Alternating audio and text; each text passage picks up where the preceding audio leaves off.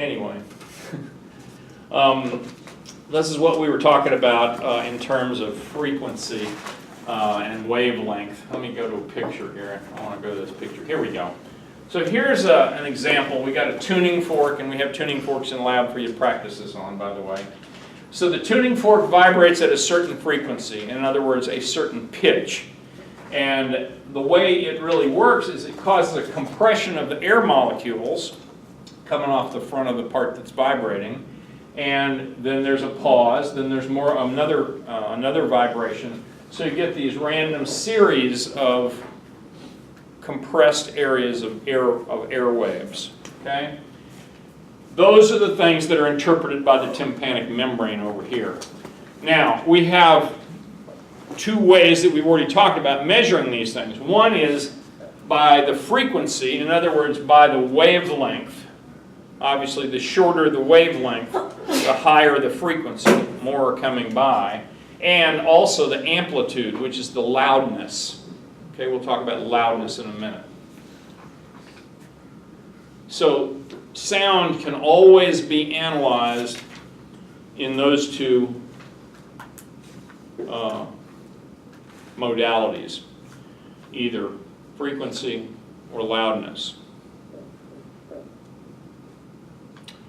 The way this works, in terms of the way you hear different sounds of different frequencies, is if you take the cochlea here, and instead of having it as a spiral, let's just say magically we can straighten it all out so it's one long line, like illustrated here.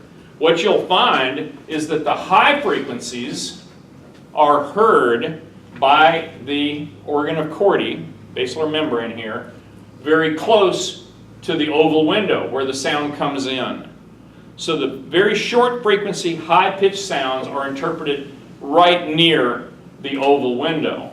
The low, slow waves, the bass sounds, travel all the way up the cochlea, and they get interpreted way up here at the far end. That's something you ought to know. The way that it works really is that as this wave comes through here, it causes a distortion of this membrane. The distortion tickles the hair cells. The hair cells send a message. And if you get a message from this part of the cochlea, it's telling you, oh, there's a really high-pitched sound. If you're getting it tickled out here, it's telling you, oh, that's a really low-pitched sound.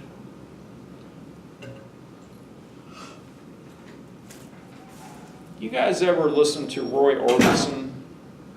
Yeah. Pretty well.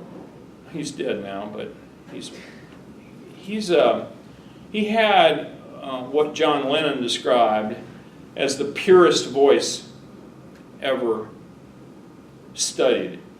In other words, when he sang a note, every vibration was right on the same amplitude. And most of us, when we talk, it's a combination. The waveform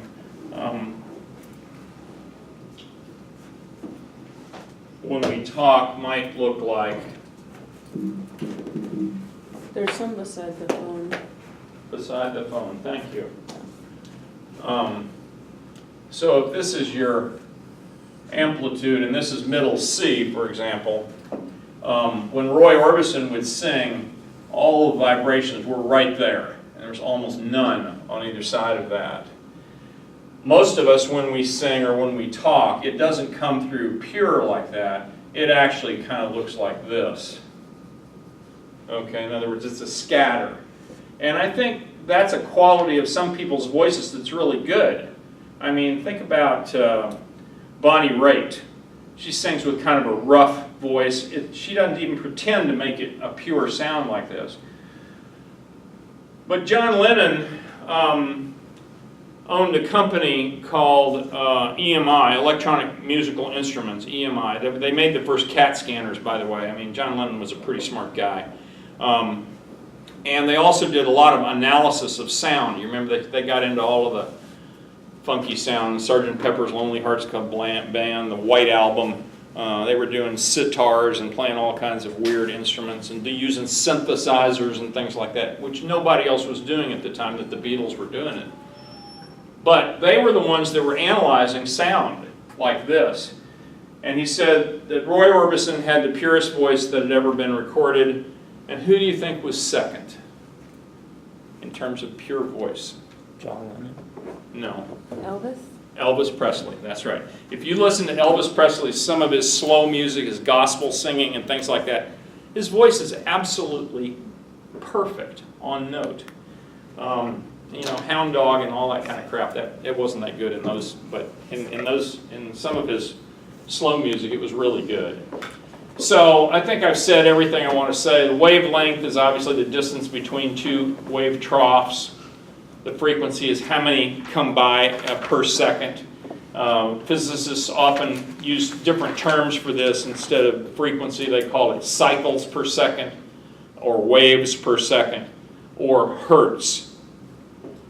Hertz is the number of cycles per second. It has nothing to do with the rental car company. But HZ is a way of measuring frequencies.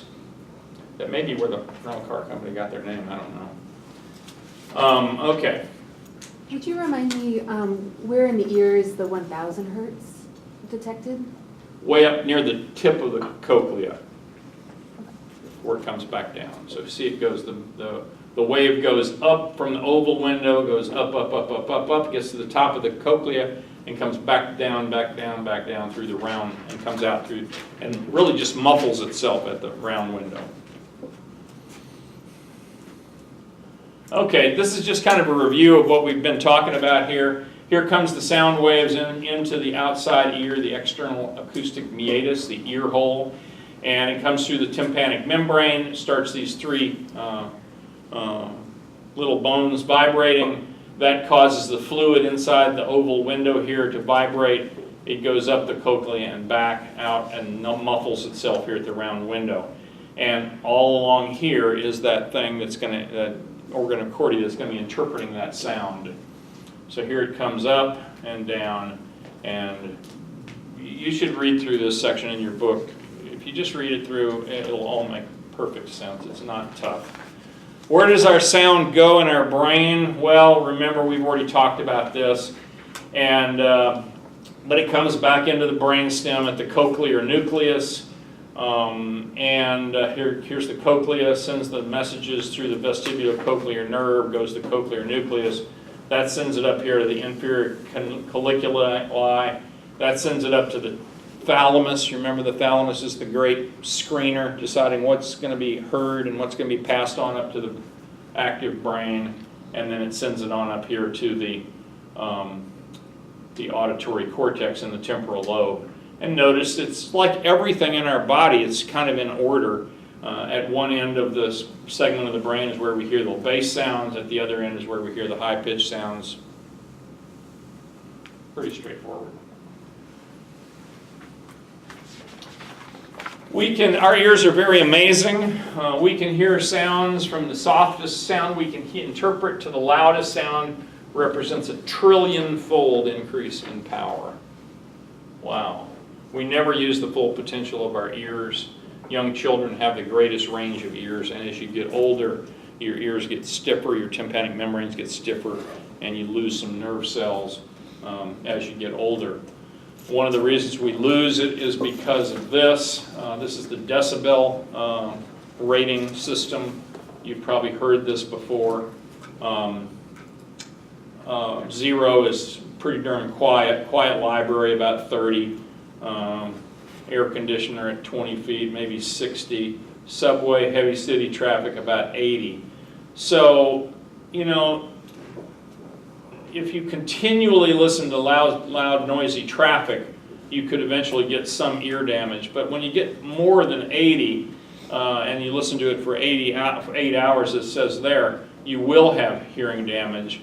As it gets louder and louder, you can see chainsaw here. You can't listen to a chainsaw for 2 hours. Within 2 hours, you will have actual ear damage from listening to a chainsaw. Do not go into a heavy rock concert as a line of work. If you're in the band, you notice every one of them has got earplugs and different things in their ears to protect their ears, because otherwise they would go deaf in about 3 weeks.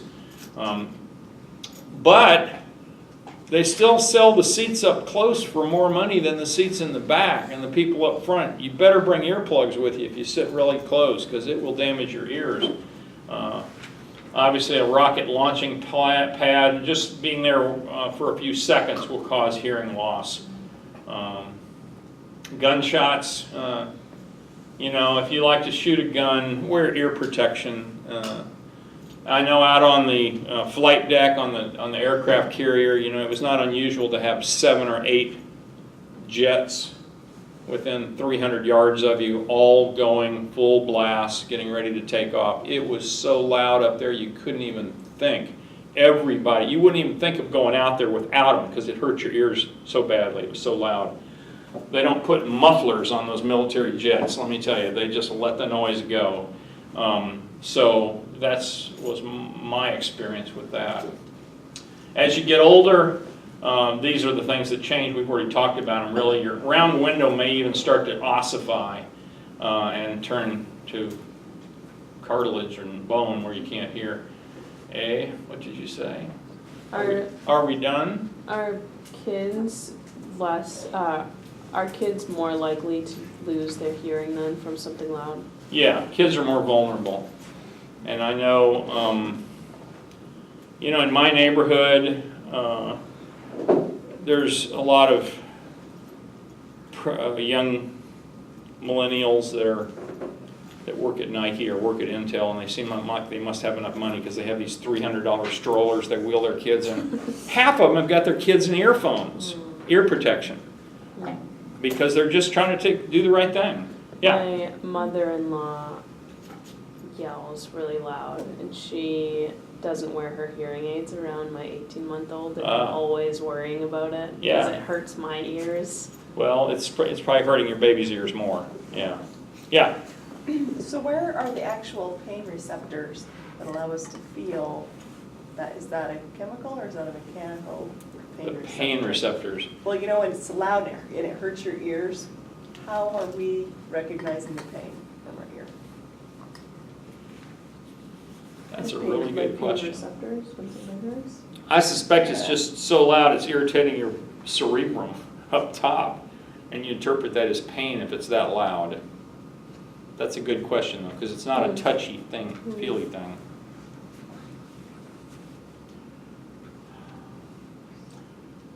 I was out in Sherwood one time about 10 years ago, and I saw this X-Men. It was a video game. This was in the days when all video games were like these big boxes, and you put a quarter in and you played them. I never invested $1 in those things in my life. But when I was out there, I saw this, and at the end of each game, this slide came up. It said, "Winners don't use drugs." This was a major part of the FBI's war on drugs, which I think that's a war we lost. What do you think? Kind of like Vietnam, kind of like all the others we've been involved in the last 50 or 60 years. Maybe Kosovo. I think we did win the one in Kosovo, but it wasn't really a win. Well, anyway, this guy here, William S. Sessions, director of the FBI, is my uncle. And he was appointed by Reagan and then fired by Clinton because he wanted to investigate some of the things that Clinton had pulled. And so he told me the story one time. He said, "Yeah, President Clinton called me one day and he said, 'Bill, I really am disappointed with you.' And he said, 'I would like you to resign as director of the FBI.'" And of course, we were supposedly made a deal in Congress years and years ago that when you appointed an FBI director, he was appointed for 10 years, trying to take the politics out of it.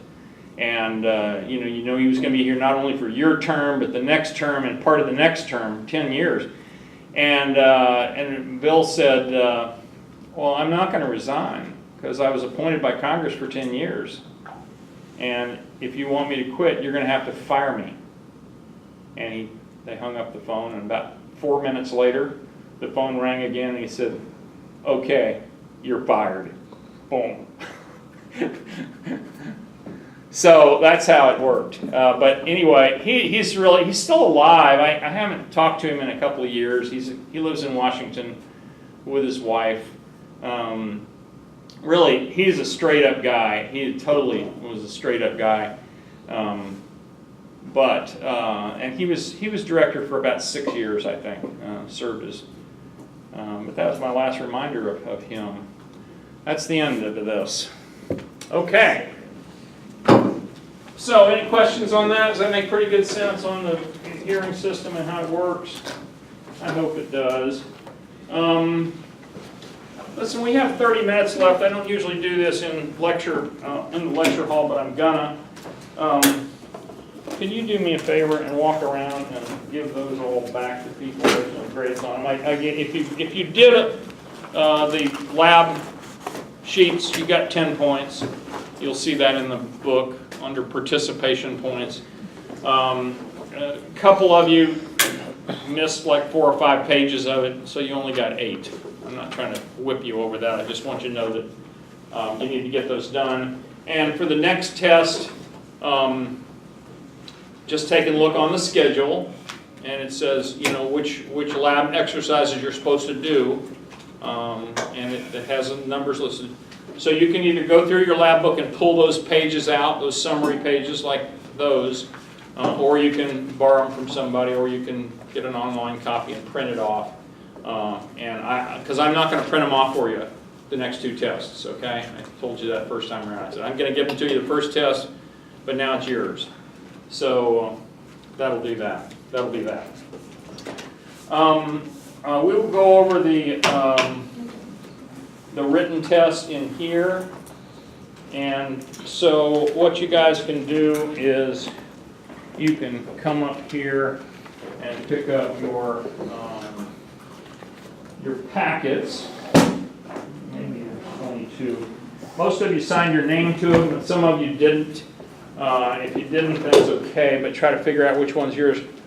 Could I just sit there? I don't really know anyone's name. Well, you call their name out and they'll tell you who they are. How's that? I missed their name. Corin Lehman. Darren? Yes. And Tia Salmeri. And Aisha. Aisha. Here she is over here. Yeah, you can turn that off. Thanks.